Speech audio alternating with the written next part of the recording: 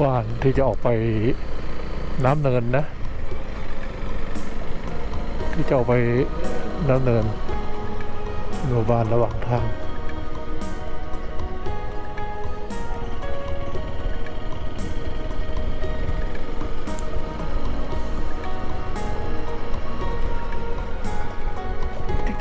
จิ๊ก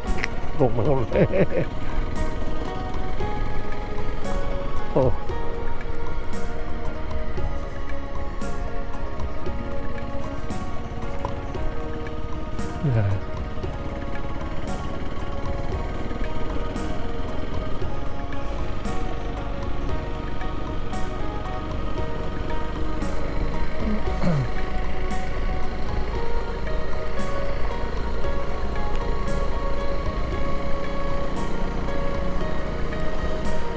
เนี่ยต้นอันเนี้ย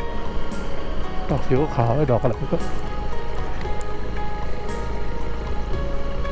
เยอะไปหมดเลยนะดอกสีขาวเติมน้ำลิตรถ้าไม่ถึงลิตรไม่ให้เติมเหรอ หรือว่าแบ่งละลิตร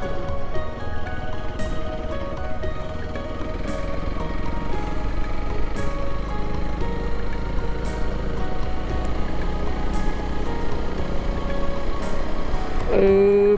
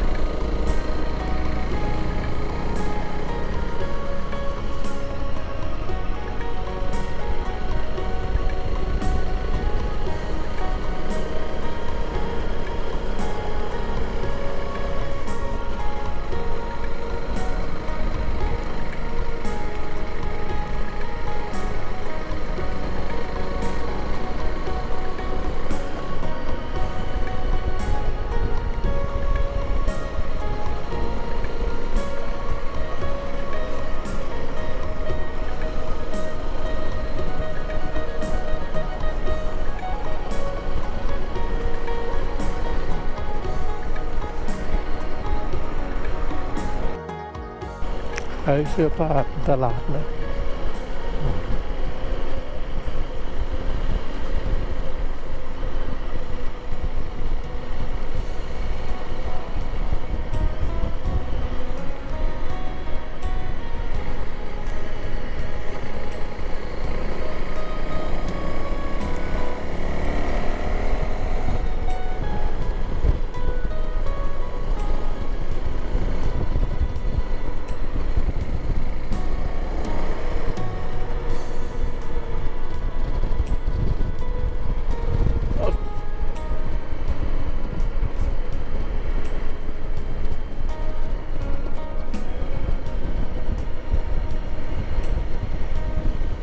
ลงเนิน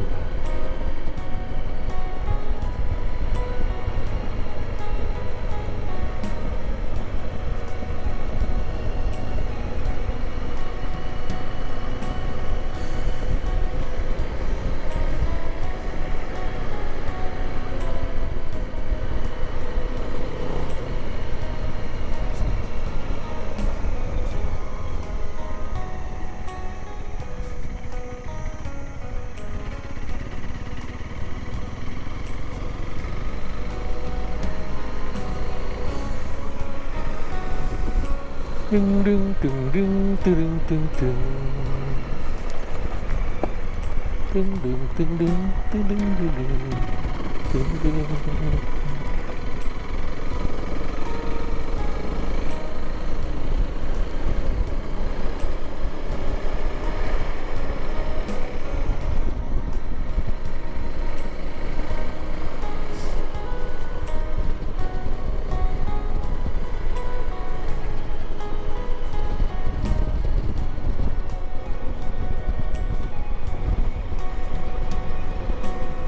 โอ้โห อ้อมอกภูเขาอืม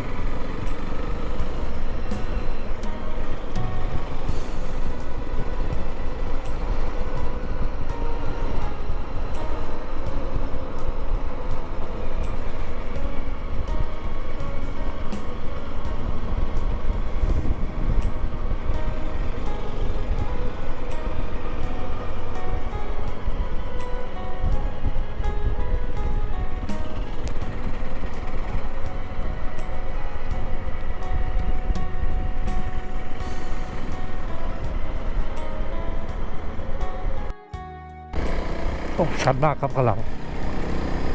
งนี่ชันมากข้างหน้าโขนปุ๋ยเปล่า เอ้าสุดยอด246812ล้อ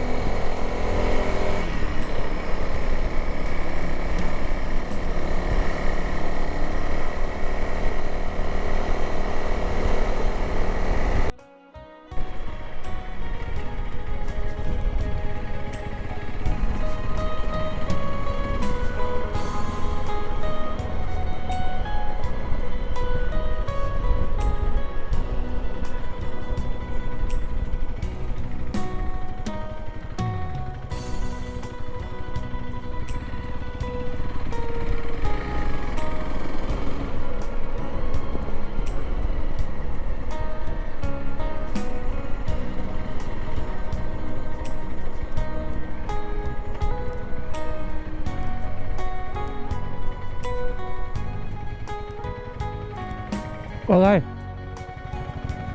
ปะ